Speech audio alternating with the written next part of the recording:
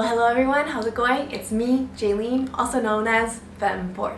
I'm here to chat about a very philosophical question that I get asked quite a bit actually from people who are either not part of the kink community or those who are just starting out their kink explorations. But first, my question for you is, have you subscribed to your free sex education down below? The button is right there. Do it for yourself. What is the difference between kink and pain play and self-harm? That is a very good question. I had yet to make a video for so long about this question because it's kind of a difficult question to discuss as everyone's reflections can very much vary. But I did want to give an answer to it in a very broad way that will kind of touch empathy upon both kink and the aspect of self-harm. I'll be answering this with a self-harm versus kink type of reflection. Number one, intentions. Number two, safety. Number one, intentions. The physical pain that is received in kink and the physical pain that is received in self-harm are pretty much the same. After all, our body really only knows pain as what pain is, sensation. But what is the intention of these two acts? For self-harm, the intention pretty much shows up in the term itself. This is an act facilitated by one person where they have the intention of hurting themselves, not out of the ideas of exploration, love, or growth, but more so it's an act that actually pulls on these ideals that come from shame, self-hate,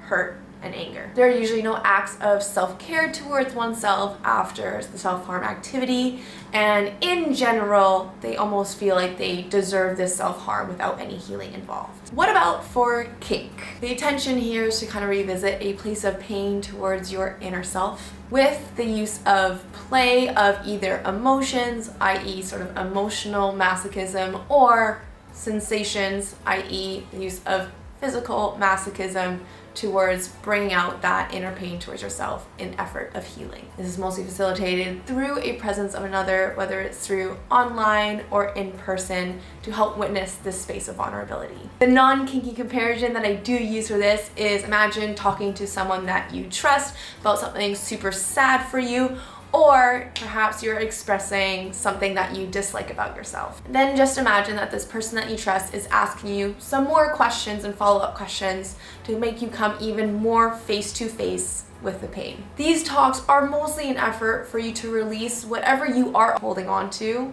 and move forward from them. That's why many people seek out therapists or coaches like me, because they're wanting that space to live in that certain uncomfortability of that pain to move forward and grow. So when we take that comparison and apply it to the kink world, it really is another route of bringing to surface this pain that you're holding on to, but rather than mentally processing it as we would in a therapist's office, we are on a spectrum, embodying this pain in a very physical, sensational way to, in an effort, bring to surface what we are wanting to heal inside.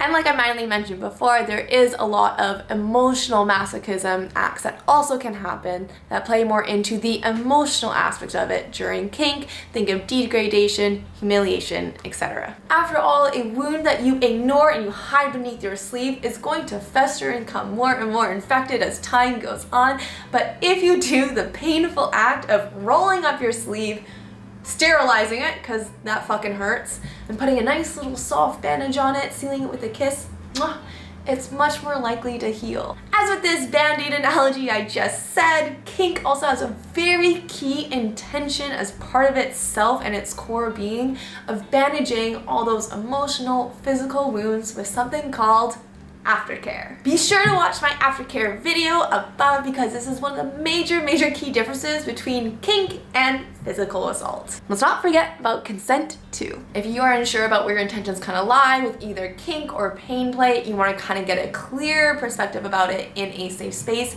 I am offering free intro calls to people to see if we are a good fit to work together for my coaching programs. Head to my website to book your free call, link is below. Number two, safety or self-harm. Safety is not a very high priority, unfortunately, and nor are safety practices acknowledged very much when they are facilitating self-harm upon themselves. Though, Some people who do practice self-harm do practice it with certain limits. The issue of self-harm, however, is a spectrum of how wide of a spectrum it is, from either punching oneself to committing suicide. Death really is a serious cause of concern for self-harm. Such acts, such as cutting, are mainly done and performed by oneself alone without anyone there to help supervise or call for emergencies if it does need to happen. Now let's move on to kink. Kink is a very safety-conscious practice that does involve much learning and also much knowledge, especially for those who are learning on how to be tops, i.e. those who are facilitating the painful acts upon another person or overseeing or commanding painful acts done to another. As I said before, pain play is mainly done with the presence of another person there.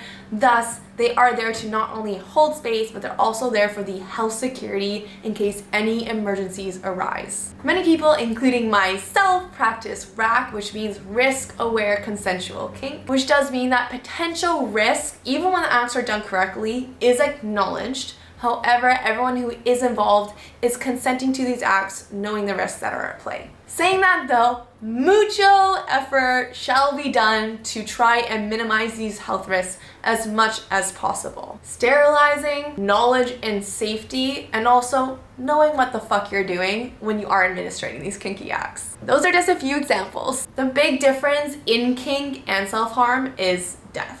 Even though many people who are practicing self-harm are not attempting to reach that space, it is still very much a possibility that somebody wants to consciously go there. Kink, on the other hand, takes many measures to prevent the risk of death during a kink scene, no matter how intense the kink scene is. If you are witnessing someone that you love facilitating self-harm, or just someone that you know, or you are doing it to yourself, I have listed below here a couple of different organizations and their contacts for you to reach out to for a safe space for not only healing yourself, but also kind of moving forward from what you're struggling with. My heart's going out to you.